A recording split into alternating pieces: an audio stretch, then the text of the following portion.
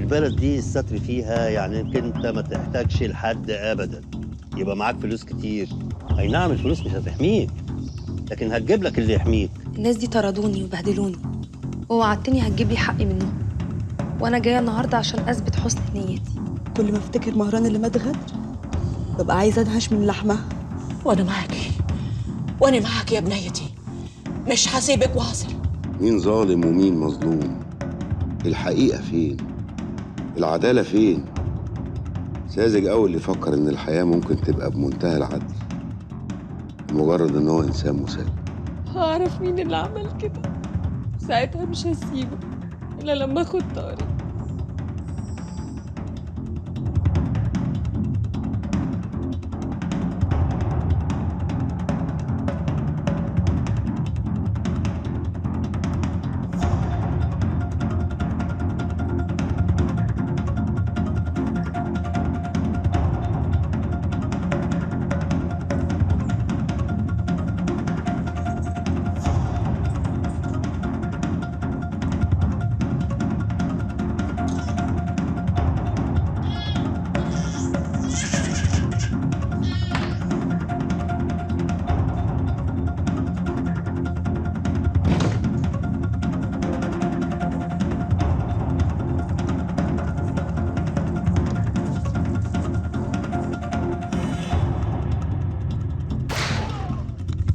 فينك يا ماهر؟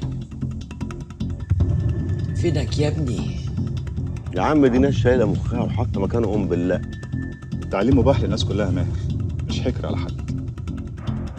طب هتعمل معايا انا ايه؟ هرد لك الجميل اللي عملتيه معايا. مش بيقولوا ان الجميل لازم يترد؟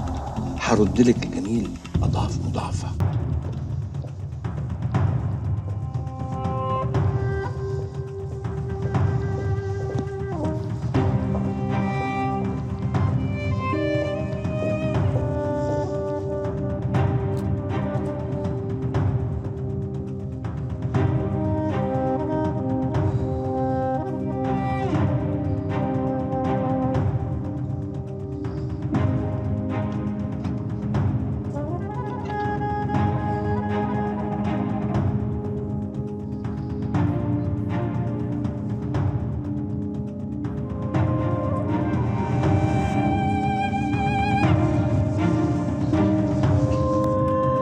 يا لهوي الحقونا الحقونا، بتعملوا ايه؟ الحقونا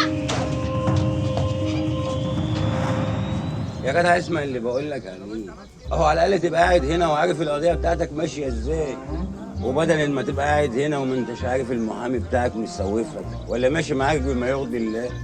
اهو برضه نعمل اللي علينا كده وربك كريم. وانتوا هتخسروا ايه؟ مش هتخسروا اي حاجه، اشتروا النهارده وبيعوا بكره، صدقوني انتوا الكسبانين. الموضوع بسيط خالص يا اخوانا. وبعدين يا سيدي جرب، التجربه هي خير دليل.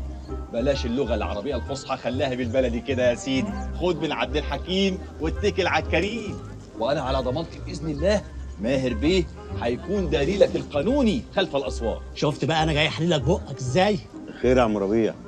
الصحه وافقت على علاج بنت على نفقه الدوله، ومش كده وبس، هيصرفوا لنا بدل انتقال عشان العمليه هتتعمل في اسكندريه. ألف مبروك يا عم ربيع. كل بقى حبيبي. حبيبي، مع إني ما باكلش بالكلام ده بس عشان خاطرك بس. الله يكرمك يا عم ربيع. بقول لك يا كبير، إيه؟ الحكايه ماشيه مع العيال زي السخونه، وعندهم تساؤلات ياما وعايزين البراءه على ايدك. الساعة تجيلها كام دلوقتي؟ الساعه تيجي ايه؟ 12. طب بص، خد أنت المواعيد وظبطها وأنا أخش أريح جوه شوية. خد دي بقى فرقها على المسنين. انت تؤمر يا كبير. عشان يحبوك. مدد مدد مدد. شكرين يا كبير. حلاوه المولد الجديد. رجالتك هم اللي خايبين. الخوف من اللي جاي بقى. لو عرفت طبعا مين اللي ورا الموضوع ده اكيد مش هتسكت. لا، انا مش هشيل الليله دي لوحدي. وبعدين خد بالك، شوقي لو خرج وعرف ان احنا اللي عملنا كده هتبقى كارثه. وهيعرف منين؟ يعني ايه هيعرف منين؟ لو بعت اي حد ينخور ورا الرجاله هيعرف. في حد من الرجاله دول تبعك؟ لا، انا وصيت حد هو اللي يبعته، ومش انا اللي اتصلت، لكن برضه قلبي مش مطمن. كل مشكله ولها حل. ما هو اكيد مش هيسيطر على السوق وهو بره، ولما يجي جوه كمان يسيطر على السوق. طب بص يا جلال، انا هشيل ايدي من الليله دي خالص. انا كده تمام. وبصراحه الراجل ما قصرش معايا في اي حاجه. خد بالك تاني، شوقي لو خرج وعرف ان احنا اللي عملنا كده هتبقى كارثه. مش هيسكت ومش هيسامح حد، وانا مش قده. وانا غلطت اني سمعت كلامك.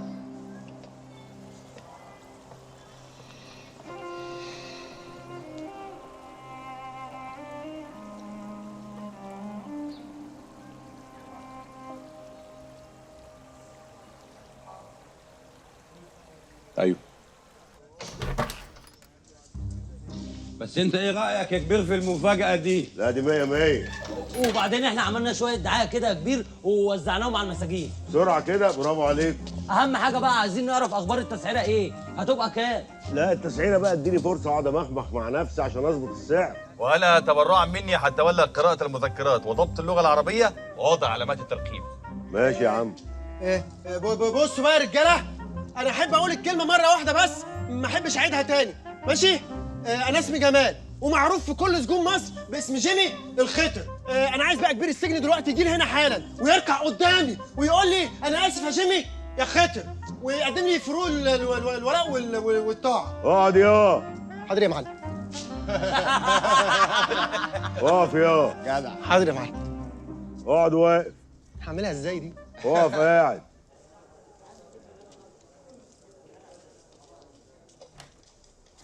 كارمن. بابا. ازيك يا حبيبتي؟ حبيبي ازيك؟ بابا وحشتني. ازيك يا حبيبتي؟ عامله ايه؟ انا كويسه الحمد لله. الحمد لله. ده جلال. مين؟ جلال. بابا انا مش مطمنه خالص. انا متهيألي ان جلال عمره ما يقدر يعمل حاجه زي كده. يا بابا ما حدش يجرؤ يعمل حركه زي دي غير جلال. وبعدين جلال نفسه يبقى في مكانك وعنده طموح وتطلعات غير طبيعيه. ما تنسيش ان ده ابن عمك. مش ناسيه يا بابا، بس انا برضو قلقانه منه. طب ممكن عشان خاطري تهدي من ناحيته شويه؟ انا مش عارفه انت ليه مطمن له قوي كده. طب اقول لك على حاجه، انا متاكده ان هو ورا دخولك السجن. وبعدين لو موضوع جوازك منه ده هو اللي عامل فيكي كده يا ست، انا رجعت في كلامي. وبعدين انا عمري ما فرضته عليكي. انا كل الموضوع ان انا شايف انه ده انسب واحد ممكن كان يحافظ عليكي. مش صح يا بابا، ممكن تسمعني بس المره دي؟ خلصنا من الموضوع ده. اخبار القضيه ايه؟ انا عرضت الملف اللي اداهولي ماهر على المحامين بتوعنا، وقالوا لي انه كويس قوي وان في احتمال تطلع براءه من الجلسه الجايه ان شاء الله. طب كويس والله. تصوري ان انا كنت واثق انه هيعمل كده.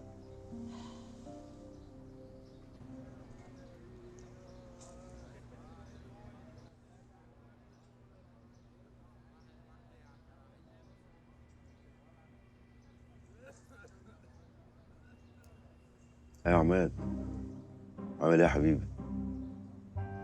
وانت كمان وحشنا، الله يخليك. بقولك ايه، بس عايزك حاجه مهمه جدا. عندي هنا شويه قضايا هتفتح لك المكتب وتشغله خليه نحل. هبعت لك الناس دي. لا مش اللي عندي هنا، خليك بقى مفتح، يعني زاويهم. كل حد هيجي لك بقضيه وانا قايل له جيب لك كام فلوس. انت تستلم القضيه وتاخد الفلوس. وهكتب لك انا بقى كل قضيه ايه المطلوب فيها يتعمل بالظبط. لا مش عايز منك اجتهادات هتبوك. اللي هكتبه لك تعمله بالملي. الله يخليك يا حبيبي. يلا بقى عشان تبقى على وش الدنيا. وانا تعبان هنا عشان مين؟ ماشي يا حبيبي. مع السلامه بقى عشان الشاويش جاي.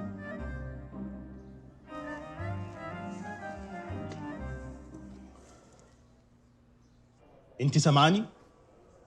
اسمك ايه؟ طب اهلك فين؟ عملتي ليه كده؟ يا بنتي انطقي. دي مجنونه دي ولا ايه؟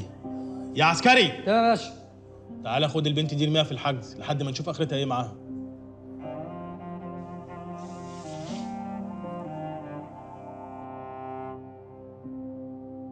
هموتها، مش هسيبها الا وروحها طالعه في ايدي.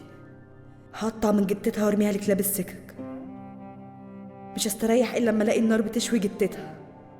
مش كفايه هي فاكره نفسها انها هتفلت؟ انا لا هنام ولا هيرتاح لي بال الا لما ادفنها بايدي واولع فيها زي ما ولعت كده في قلبي.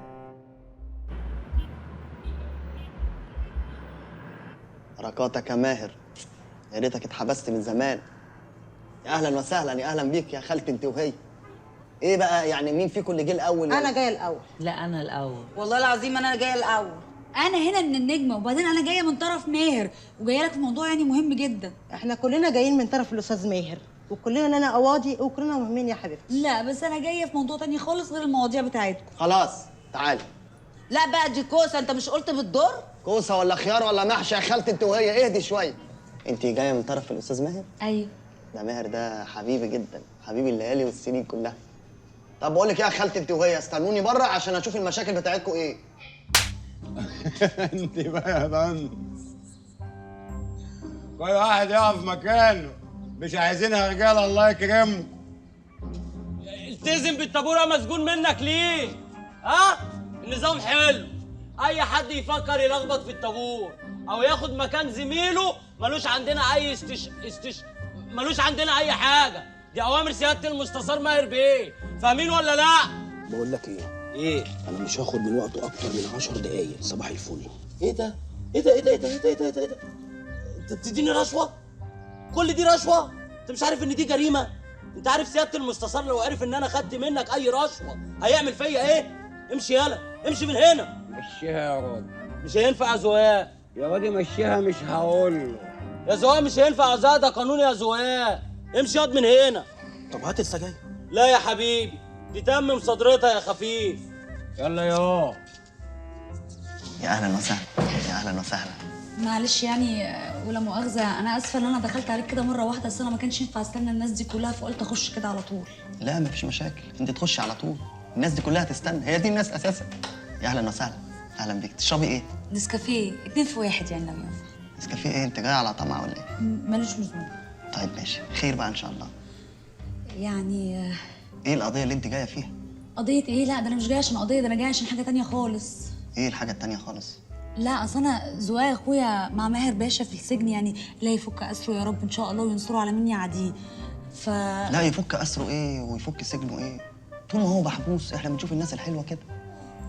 فاللي حصل ان انا كنت يعني عند زوايا بشتكي له همي، اصل انا وحدانيه، ومن ساعه ما زوايا دخل السجن هو اللي كان بيجري عليا، وبعدين ماهر قال ان هو هيبعت لي فلوس، فانا قلت له لو عايز تخدمني بصحيح شوف لي شغلانه، فقال لي يعني اجي لك. انت عايزه تشتغلي هنا في المكتب؟ يعني يا ريت، يعني هو قال لي يعني ان انت صاحب الروح بالروح يعني، وان انا اجي لك وان شاء الله يعني هتلاقي لي شغلانه. انا عنيا لاي طلب من ماهر، ماهر ده حبيب الليالي والسنين، تحت امرك، اعتبري نفسك اشتغلتي. بجد؟ من امتى؟ من دلوقتي. بصي بقى، اخرجي نظمي الناس اللي بره دول، واللي ما تعجبكيش شكلها اطرديها على طول. من عينيا. يلا حبيبتي يلا. يا حبيبي يا ماهر، يا حبيب الليالي والسنين. لا بسيطة إن شاء الله. ست بقى المرة الجاية تخلي مراتك تاخد ورق القضية كله وتوديه على العنوان ده. عنوان إيه؟ ده محامي عقر. هو أنا جاي آخد الاستشارة منك ولا من محامي بره؟ افهم يا بجم، أنا هنا بدرس القضية وأقف على حيثيات القضية كلها، وبعدين أطلع ورقة أكتب فيها كل اللي مطلوب يتعمل في القضية، تروح أنت بقى توديها للمحامي يروح المحكمة ينفذ، وبراءة إن شاء الله. بجد؟ بجد طبعا. أنت يا ابني قضيتك سهلة. أنا متأكد إن في خطأ في الإجراءات، وده لو أثبتناه هتاخد براءة من أول جلسة. الأتعاب يا شقيق اخلص. وقول لمراتك بقى وهي رايحة تاخد معاها 2000 جنيه للمحامي. 2000 جنيه؟ أنت لسه هتندش، أمال إيه؟ المحامي هيشتغل قضية ببلاش؟ يلا حبيبي يلا، عندنا شغل كتير. يلا. حط ادي الأتعاب هنا أهو. أهي. وفيها حاجة تانية، كنت سامع صوت رشوة بره عمال تقول له ما ينفعش يا زقاق وينفع يا زقاق. ده أنا عملت مشكلة كبيرة بسبب الموضوع ده. ما واضح. أهي. حطها. أهي. زق. حاضر. اللي جنبه. مشكلتك إيه؟ مخدرات. مبروك. الله يبارك فيك. مشكلتك إيه؟ واصلة أمانة. ربنا يشفيك. مشكلتك إيه؟ تعالى. من غير ما تقولي. خايفة كده ليه؟ أنا مش خايفة، أنا بس كنت عايزة أقول لحضرتك إن أنا ما كانش قصدي أسرقك. حتى لو قصدك، ايه المشكلة؟ دي أول مرة تعملي كده في حياتك، خلاص أنا سامحتك، بس على شرط اللي حضرتك تأمر بيه إنك ما تعمليش كده تاني خالص. والله العظيم ما هتتكرر تاني أبدا. بس يعني كنت عايزة أعرف هو حضرتك بعت جبتني هنا ليه؟ ماهر طلب انه يقابلك في السجن، والمحامي عايز يشوفك في كام حاجه لازم يعني يكلمك فيها قبل ما تشوفي ماهر. انا برايي انك انت تروحي تشوفيه في السجن. طب هو يعني مفيش طريقة غير كده؟ طبعا في طريقه تانية، انك انت ترفعي قضيه، بس ده هياخد شهور، هياخد وقت، والاسرع انك تروحي السجن. كل حاجه بتتحل.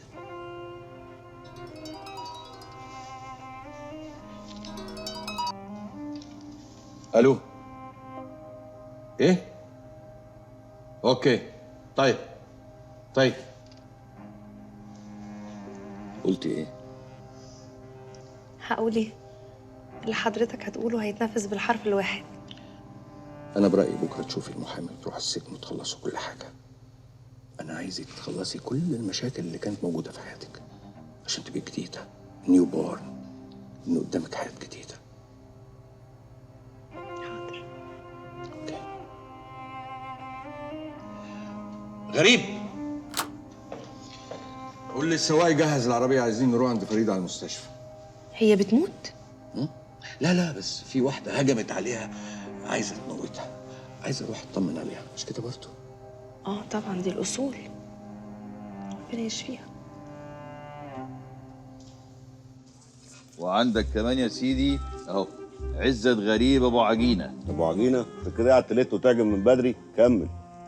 ده واخد حكم ب5 سنين ومحتاج ان احنا بص نعمله. بقى، اسمعني بقى يا عبد الحكيم، ركز معايا. الجنايات ما فيهاش طعن الا بالنقد. تكتب لي بقى على الفايل من بره طعن بالنقد، افهم انها جنايات.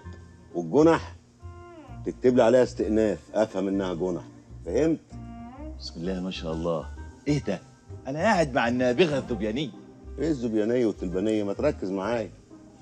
طيب قوم بقى شوف شغلك كده، الله يهديك. طب عايز اسالك بالنسبه للمخالفات يا ابو الفصاحه. مخالفات ايه يا عم؟ هم جايين يطلعوا رخص. طيب هروح اكمل بقيه شغل. اهلا يا شلبي باشا. عايز بقى في كلمه.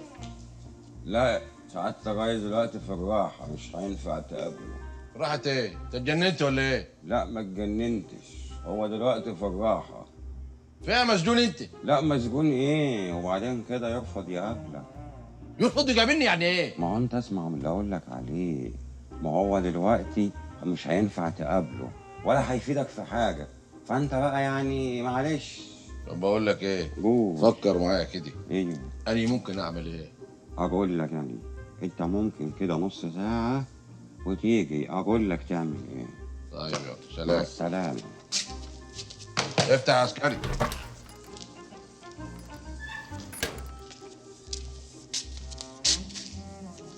على فكره انا معجب بذكائك جدا. وعلى فكره انا متضايق منك جدا. ليه بس؟ ده انا بمدح فيك. يا سلام. اه يلا واقف كده ليه؟ ايه؟ ما هو قاعد يتساير معاك يا كبير ومش فاهم، مش همه حاجه. خلاص روح انت سيبهولي، هات لنا 2 نسكافيه. نسكافيه؟ حاضر. هو انتوا عندكم هنا نسكافيه؟ في نسكافيه وفي كروكيه لو عايز. تمام. قول لي بقى، انا شايفك قاعد صامت كده وقاعد مراقبنا في صمت، مالك؟ لا مفيش، انا كنت قاعد فاضي يعني فقلت اجي اتفرج. تتفرج؟ حلوه حكايه تتفرج دي. وجيت هنا ليه بقى يا سياده المشاهد؟ بص بقى، انا لو قعدت احلف لك واقول لك ان انا بريء ومظلوم واحلف لك برحمه خالي فوزي مش هتصدقني. لا ليه؟ ما انا برضو بريء ومظلوم ومش مصدقني. قول. انا يا سيدي متهم بالاستيلاء على اموال الغير والنصب والاحتيال. استيلاء ونصب واحتيال؟ ونعم الناس. لا بس انا ما عملتش كده على فكره. ولا انا والله على فكره.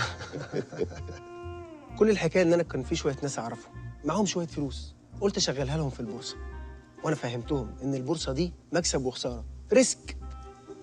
انا يا سيدي بقى خسرت الفلوس بتاعتهم بس. فاتهموك بقى بالنصب والاحتيال. بالظبط. وده اللي جابك هنا؟ وده اللي جابني هنا فعلا. طب قول لي بقى، انا عايز افهم بقى ايه حكايه البورصه دي؟ صدق بالله انا قاعد هناك ونقرك عشان كده بقى. انا نفسي اتكلم معاك، حاسس ان انت قاعد هنا نابغه عبقري كده، فحاسس ان انا وانت يعني لو دخلنا البورصه مع بعض هنعمل شغل عالي قوي قوي قوي قوي. لا انا افهم الاول وبناء عليه اقرر اذا كنت اشتغل معاك ولا تشرب الكروكيه تروح تقعد في مكانك. اهو انا بقى مش خارجه من البيت، عارف مسمار جحا؟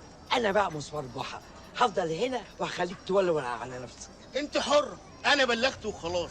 وبعدين انا ماليش مصلحة، عايزة تفضلي في البيت لغاية ما يقع على دماغك. انت حرة، انا من الاخر بخلي مسؤوليتي. ايه مسؤوليتك؟ امال مسؤولية مين؟ ايه الكلام الماسخ اللي انت بتقوله ده يا جدع انت اهبل ولا اهبل؟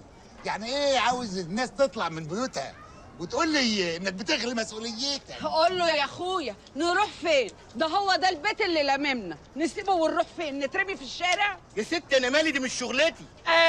امال شغلة مين؟ هو كل واحد يعمل مصيبة ويقول مش شغلته؟ ايه شغلتك تطلعنا من البيت وخلاص؟ يا ست الحاجة. حاجة في عينك، شايفني عندي 100 سنة؟ استني يا خالتي عشان نفهم منه الاول. اتفضلي اسألي. لو حضرتك مالكش علاقه بالموضوع يبقى احنا لازم نقابل مسؤول. مسؤول؟ انا طالع على مجلس الشعب. ما هو معمول عشان الشعب. اشوف بقى ازاي هجيب لي حقي كحق وسطك. بقول لكم ايه، انا عملت اللي عليا، اللهم بلغت اللهم فاشهد. سلام عليكم. في 60 داهية كده 60 فيه.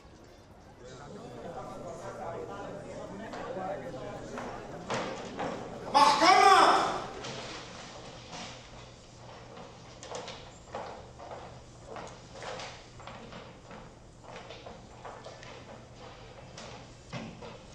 اتفضل.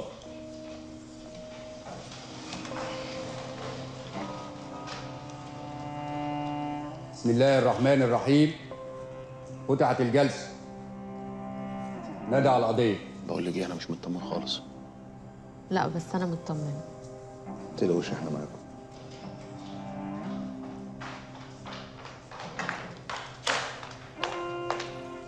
حاضر عن المتهم شوقي عبد العزيز المنهلي يا فندم. اتفضل يا استاذ، قول دفاعك.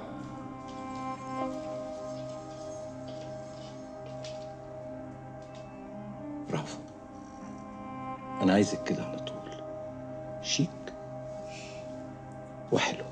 البركه في حضرتك.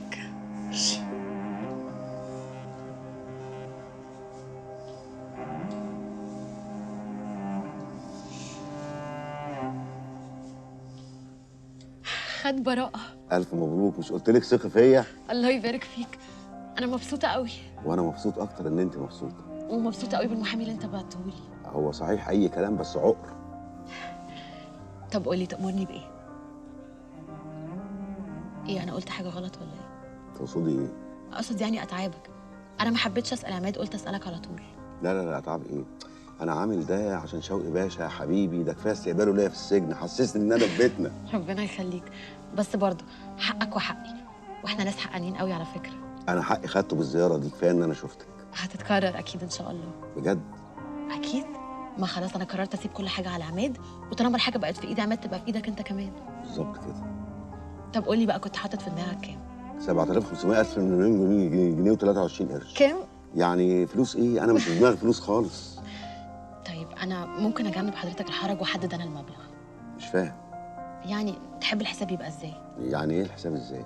يعني عماد مثلا النص وحضرتك النص، ولا الربع وثلاث ارباع، ولا ايه بالظبط؟ لا هو الربع وانا 3/4. طب عندك حساب في البنك؟ ولا عمري هوبت ناحيه البنك. انت مش عايز تقول حاجه لمامتك؟ انت عارفه ماما؟ لا ما اعرفهاش يعني، بس اروح اطمن عليها اشوفها لو محتاجه حاجه. ما انت خلاص بقيت واحد مننا. ده يشرفني. وبرضه هروح اعدي على البنك افتح لك حساب واعمل لك كل الاجراءات، وهجيب لك موظف لغايه عندك يشوفك لو محتاج اي حاجه. وبعت لي معايا علبه سجاير زياره. معكيش سجاير؟ عايز سيجاره. اصل السجاير عندنا احنا هنا مهمه جدا في العنبر، يعني من اهم 5 اشياء. حياتك تأمرني. ربنا يخليكي. تخرج من المستشفى على البيت عندي، الدكتور بيقول ان حالتها صعبه قوي. فعلا. انا عايز الناس كلهم يبقوا تحت امرها لغايه لما تخف وتبقى تمام.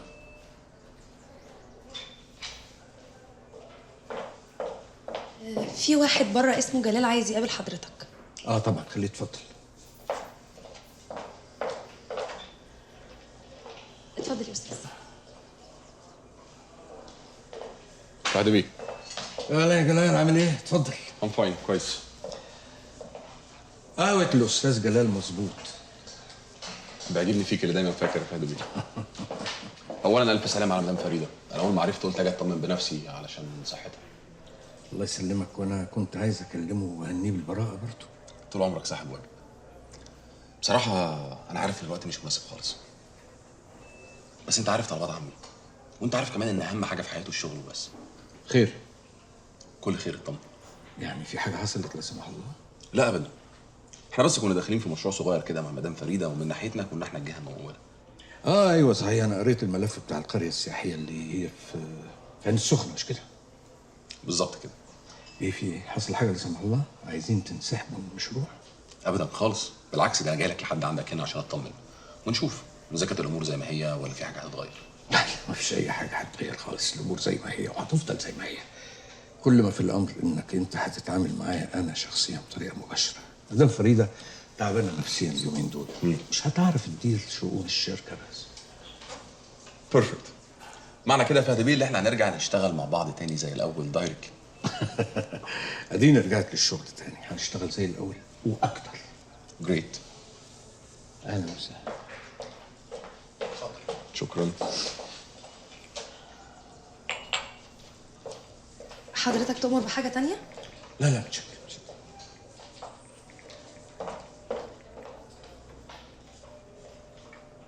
ايه الحاجات الحلوه دي يا فهد بيه؟ حلوه مش كده؟ طول عمرك ذوقك حلو.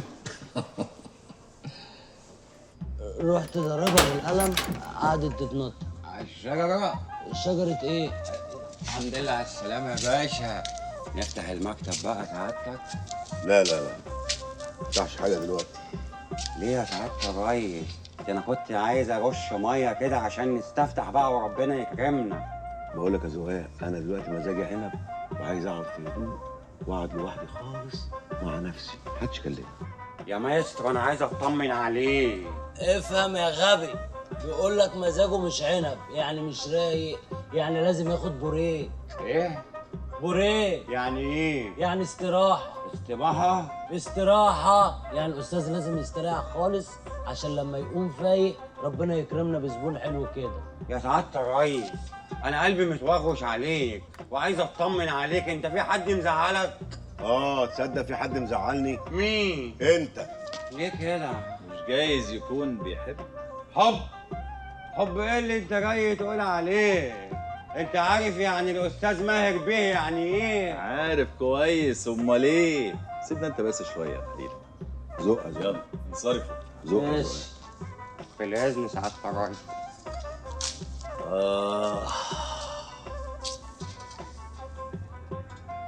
أرى في عينيك الوجد والولع. ولع؟ وأي ولع؟ حلوة ماهر؟ حلوة أوي أوي. شكلك كده زي اللي أول مرة قلبه يتوجع يا صاحبي. قلبي بيدق أوي يا عبد الحكيم. ما هي بتبتدي كده يا صاحبي، قلبك يدق أوي وبعدين يتوجع أوي وبعدين يطير. ده أنت خبرة بقى. خبرة. وجعت قبل كده؟ أنا ياما حبيت وكتبت قصائد شعر وخدت على قفايا زي ما أنت عايز تقول قول. أصل أنا وأنا صغير كنت حاجة تانية خالص. كنت شبه عمر الشريف. يا عبد الحكيم. حسن يوسف.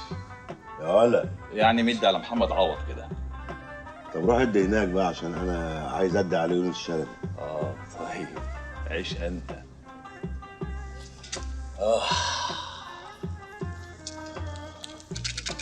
تولع يا كبير؟ لا اشربها نايم. طب مش هتقول لي بقى مالك فيه؟ شكلك متضايق قوي ونفسك تفضفض وترغي. أنا هخش الحمام.